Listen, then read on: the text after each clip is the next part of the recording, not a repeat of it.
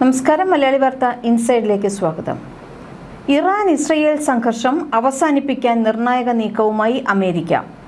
പശ്ചിമേഷ്യയിൽ ആഴ്ചകളായി തുടരുന്ന യുദ്ധത്തിന് അന്ത്യം കുറിക്കാനുള്ള നിർണായക ചർച്ചകൾക്ക് പാകിസ്ഥാൻ വേദിയായിരിക്കും എന്നാണ് റിപ്പോർട്ട്. അമേരിക്കൻ പ്രതിനിധികളും ഇറാൻ ഉദ്യോഗസ്ഥരും തമ്മിലുള്ള ഉന്നതതല ചർച്ചകൾ ഈ ആഴ്ച തന്നെ പാകിസ്ഥാൻ തലസ്ഥാനമായ ഇസ്ലാമാബാദിൽ നടന്നേക്കും എന്നാണ് അന്താരാഷ്ട്ര മാധ്യമങ്ങൾ റിപ്പോർട്ട് ചെയ്യുന്നത്. 24 ദിവസമായി തുടരുന്ന യുദ്ധം അവസാനിപ്പിക്കാൻ അമേരിക്കൻ പ്രസിഡന്റ് ഡൊണാൾഡ് ട്രംപും പാകിസ്ഥാൻ സൈനിക മേധാവി അസീം മുനീറും തമ്മിൽ ചർച്ച നടത്തിയത് സമാധാന ശ്രമങ്ങൾക്ക് ആക്കം കൂട്ടിയിട്ടുണ്ട്. ഇറാന്റെ ഊർജ്ജ കേന്ദ്രങ്ങൾക്ക് നേരെ നടത്താനിരുന്ന ആക്രമണങ്ങൾ താൽക്കാലികമായി നിർത്തിവെച്ചതായി അമേരിക്കൻ പ്രസിഡന്റ് ഡൊണാൾഡ് ട്രംപ് പ്രഖ്യാപിച്ചതിന് പിന്നാലെയാണ് ഈ പുതിയ നയതന്ത്ര നീക്കം. പേർഷ്യൻ ഉൾക്കടലിൽ നേവൽ മൈനുകൾ സ്ഥാപിക്കും എന്ന ഇറാന്റെ മുന്നറിയിപ്പിന് പിന്നാലെയാണ് ഇറാനിലെ ഊർജ്ജ കേന്ദ്രങ്ങളെ 5 ദിവസത്തേക്ക് ആക്രമിക്കില്ല എന്ന് US പ്രസിഡന്റ് ഡൊണാൾഡ് ട്രംപ് പ്രഖ്യാപിച്ചത്. രാജ്യത്തിന്റെ തീരപ്രദേശങ്ങളെയോ ദ്വീപുകളെയോ US ആക്രമിച്ചാൽ പേർഷ്യൻ ഉൾക്കടലിലേക്കുള്ള വഴികൾ പൂർണ്ണമായും അടയുമെന്ന് ഇറാൻ ചൂണ്ടിക്കാട്ടി. ഇറാന്റെ സാമ്പത്തിക നട്ടെല്ലെന്നറിയപ്പെടുന്ന ഖാർഗ് ദ്വീപ് പിടിച്ചെടുക്കാനും ഹോർമൂസ് കടലിടുക്ക് തുറക്കുന്നതിന് സമ്മർദ്ദം ചെലുത്താനും US-ന് പദ്ധതിയുണ്ട് എന്ന മാധ്യമ റിപ്പോർട്ടുകൾ മുൻനിർത്തിയായിരുന്നു ഇറാന്റെ പ്രതികരണം. വിവിധ തരത്തിലുള്ള നേവൽ മൈനുകൾ പേർഷ്യൻ ഉൾക്കടലിൽ സ്ഥാപിക്കുമെന്നും നിഷ്പക്ഷ രാജ്യങ്ങളുടെ കപ്പലുകൾക്ക് തങ്ങളുടെ ഏകോപനത്തോടെ മാത്രമേ നിലവിൽ ഹോർമൂസ് കടക്കാനാകൂ എന്നും ഇറാൻ ഡിഫൻസ് കൗൺസിൽ പറഞ്ഞു.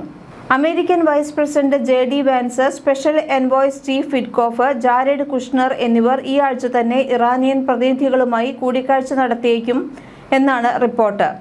ട്രംപും അസീം മുനീറും തമ്മിലുള്ള ആശയവിനിമയം വൈറ്റ് ഹൗസ് സ്ഥിരീകരിച്ചിട്ടുണ്ടെങ്കിലും ചർച്ചകളുടെ കൂടുതൽ വിശദാംശങ്ങൾ വെളിപ്പെടുത്തിയിട്ടില്ല. സമാധാന നീക്കങ്ങൾ അതീവ രഹസ്യ സ്വഭാവമുള്ളതാണെന്നും ഊഹാപോഹങ്ങളിൽ വിശ്വസിക്കരുതെന്നും വൈറ്റ് ഹൗസ് വക്താവ് കരോലിൻ ലീവിറ്റ് വ്യക്തമാക്കി. ഇവ രഹസ്യ സ്വഭാവമുള്ള നയതന്ത്ര ചർച്ചകളാണ്. അമേരിക്ക പത്രങ്ങളിലൂടെ ചർച്ചകൾ നടത്തില്ല.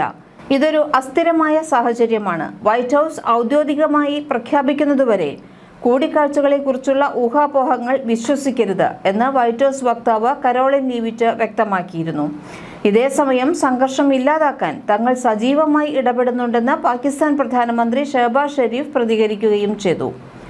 പാകിസ്ഥാൻ, തുർക്കി, ഈജിപ്ത് എന്നീ രാജ്യങ്ങൾ സംയുക്തമായാണ് ഇരുപക്ഷത്തെയും ചർച്ചാ മേശയിലേക്ക് എത്തിക്കാൻ തിരശ്ശീലയ്ക്ക് പിന്നിൽ പ്രവർത്തിക്കുന്നത്. അമേരിക്കയെ പ്രതിനിധീകരിച്ച് വൈസ് പ്രസിഡന്റ് JD വാൻസ് ചർച്ചകളിൽ പങ്കെടുത്തേക്കും എന്നാണ് സൂചന.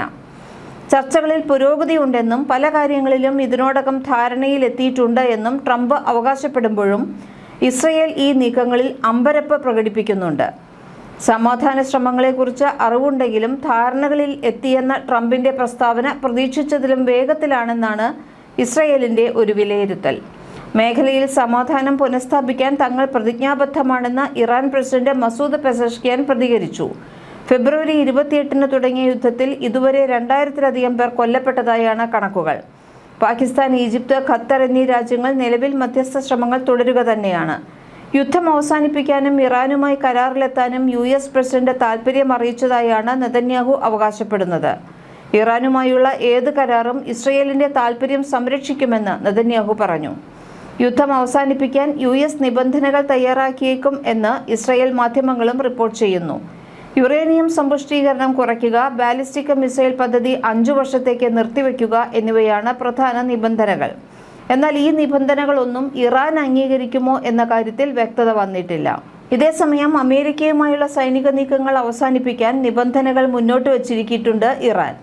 ഇറാന്റെ മേൽ ഏർപ്പെടുത്തിയിട്ടുള്ള എല്ലാ ഉപരോധങ്ങളും നീക്കം ചെയ്യണമെന്നും അമേരിക്ക വരുത്തിവെച്ച യുദ്ധനഷ്ടങ്ങൾക്ക് പരിഹാരം കാണണമെന്നും ഇറാൻ പരമോന്നത നേതാവിന്റെ സൈനിക ഉപദേഷ്ടാവ് മോസൻ റസായ വ്യക്തമാക്കി. ഇറാന്റെ ആഭ്യന്തര കാര്യങ്ങളിൽ അമേരിക്ക ഇടപെടില്ലെന്ന് അന്താരാഷ്ട്ര തലത്തിൽ ഉറപ്പുവേണമെന്നും അദ്ദേഹം ആവശ്യപ്പെട്ടിട്ടുണ്ട്. ഇറാന്റെ പുതിയ പരമോന്നത നേതാവ് മുജ്തബ ഖമനേയിയുടെയും സൈന്യത്തിന്റെയും ഇറാൻ ജനതയുടെയും തീരുമാനമാണ് ഇതെന്ന് റസായെ അറിയിച്ചു. എല്ലാ നാശനഷ്ടങ്ങൾക്കും പരിഹാരം ലഭിക്കുന്നതുവരെയും ഉപരോധങ്ങൾ നീക്കുന്നതുവരെയും പോരാട്ടം തുടരുമെന്നും അദ്ദേഹം പറഞ്ഞു. തന്ത്രപ്രധാനമായ ഹോർമൂസ് കടലിടുക്ക് 48 മണിക്കൂറിനുള്ളിൽ തുറന്നില്ലെങ്കിൽ ഇറാന്റെ ഊർജ്ജ നിലയങ്ങൾ തകർക്കുമെന്ന് ട്രംപ് ഭീഷണി മുഴക്കിയിരുന്നു. എന്നാൽ തൊട്ടു പിന്നാലെ തന്റെ നിലപാടിൽ മാറ്റം വരുത്തിയ ട്രംപ് ഇറാനുമായി വളരെ നല്ലതും ഫലപ്രദവുമായ ചർച്ചകൾ ആരംഭിച്ചതായി അവകാശപ്പെട്ടു. ചർച്ചകൾക്ക് അവസരം നൽകാനായി 5 ദിവസത്തേക്ക് ഇറാനെതിരെയുള്ള സകല സൈനിക നീക്കങ്ങളും മാറ്റിവെക്കാൻ പെന്റഗണിന് അദ്ദേഹം നിർദ്ദേശം നൽകുകയും ചെയ്തിട്ടുണ്ട്. ഇറാൻ ആണവായുധങ്ങൾ ഉപേക്ഷിക്കാൻ സമ്മതിച്ചതായും കരാർ യാഥാർത്ഥ്യമായാൽ ഇറാന്റെ കൈവശമുള്ള സമ്പുഷ്ടീകരിച്ച യുറേനിയം അമേരിക്ക പിടിച്ചെടുക്കുമെന്നുമാണ് ട്രംപ് പറയുന്നത്. ഇറാന്റെ ആണവശേഷി പൂർണ്ണമായും ഇല്ലാതാക്കുക എന്നത് വിട്ടുവീഴ്ചയില്ലാത്ത നിബന്ധനയാണെന്ന് അദ്ദേഹം വ്യക്തമാക്കുകയും ചെയ്തു. ട്രംപിന്റെ മിഡിൽ ഈസ്റ്റ് പ്രത്യേക പ്രതിനിധി സ്റ്റീവ് വിറ്റ്കോഫും ജാരേഡ് കുഷ്ണറുമാണ് ചർച്ചകൾക്ക് നേതൃത്വം നൽകുന്നത്. എന്നാൽ ഇറാന്റെ ഭാഗത്തുനിന്ന് ചർച്ചയിൽ പങ്കെടുക്കുന്നത് ആരാണെന്ന് ട്രംപ് വെളിപ്പെടുത്തിയിട്ടില്ല. ഇറാന്റെ നിലവിലെ പരമോന്നത നേതാവ് മുജ്തബ ഖമനേയിയെ താൻ നേതാവായി അംഗീകരിക്കുന്നില്ല എന്ന് ട്രംപ് പറഞ്ഞിട്ടുണ്ട്. ഇറാനിൽ വലിയ രീതിയിലുള്ള ഭരണമാറ്റത്തിന് സാധ്യതയുണ്ടെന്നും ട്രംപ് സൂചന നൽകിക്കഴിഞ്ഞു. കരാർ ഒപ്പിടുന്നതോടെ ലോകവിപണിയിൽ എണ്ണവില കുത്തനെ ഇടിയുമെന്നാണ് ട്രംപിന്റെ പ്രവചനം. വിപണിയിൽ പരമാവധി എണ്ണ ലഭ്യമാക്കാനാണ് താൻ ആഗ്രഹിക്കുന്നതെന്നും അദ്ദേഹം പറഞ്ഞു. ട്രംപിന്റെ അവകാശവാദങ്ങളെല്ലാം പച്ചക്കള്ളമാണെന്ന് Iran parliament speaker Mohammad Bagher Ghalibaf ആവർത്തിച്ചു. സാമ്പത്തിക എണ്ണ വിപണികളിൽ കൃത്രിമം കാണിക്കാനും പ്രതിസന്ധികളിൽ നിന്ന് രക്ഷപ്പെടാനുമാണ് അമേരിക്ക ഇത്തരത്തിൽ വ്യാജ വാർത്തകൾ പ്രചരിപ്പിക്കുന്നത്. അക്രമികൾക്ക് കടുത്ത ശിക്ഷ നൽകണമെന്നതാണ് ജനങ്ങളുടെ ആവശ്യമെന്നും ഇതിൽ മറ്റൊരു മാറ്റവുമില്ലെന്നും അദ്ദേഹം വ്യക്തമാക്കി.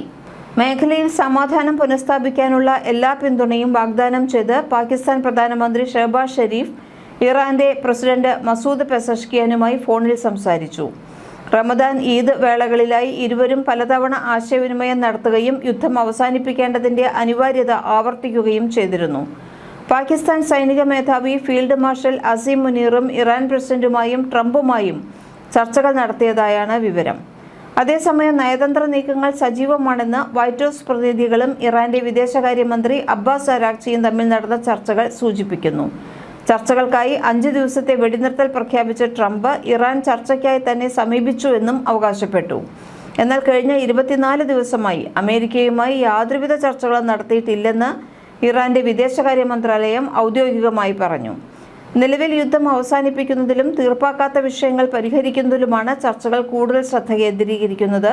എന്നാൽ അമേരിക്കയുമായി നേരിട്ടുള്ള ചർച്ചകൾ നടക്കുന്നു എന്ന റിപ്പോർട്ടുകൾ ഇറാൻ നിഷേധിച്ചു. തങ്ങളുടെ ഔദ്യോഗിക നിലപാട് അവർ ആവർത്തിച്ച് വ്യക്തമാക്കുകയും ചെയ്തിട്ടുണ്ട്. എന്നാൽ ചർച്ചകൾ നല്ല നിലയിൽ മുന്നോട്ടു പോകുകയാണെന്നാണ് ട്രംപ് സൂചിപ്പിച്ചത്. ഞങ്ങൾ വളരെ ശക്തമായ ചർച്ചകൾ നടത്തി, സുപ്രധാനമായ ധാരണകളുമുണ്ട് എന്നായിരുന്നു അദ്ദേഹത്തിന്റെ വാക്കുകൾ. ഒരു ഉടമ്പടി അടുത്തെത്തിയിരിക്കാമെന്നും അദ്ദേഹം കൂട്ടിച്ചേർത്തു. ഇതിനിടെ ലെബനനിൽ സ്ഥിതി ചെയ്യുന്ന UN സമാധാന സേനയുടെ ഓഫീസിൽ ഇന്നലെ ഷെല്ലാക്രമണം നടന്നിട്ടുണ്ട്.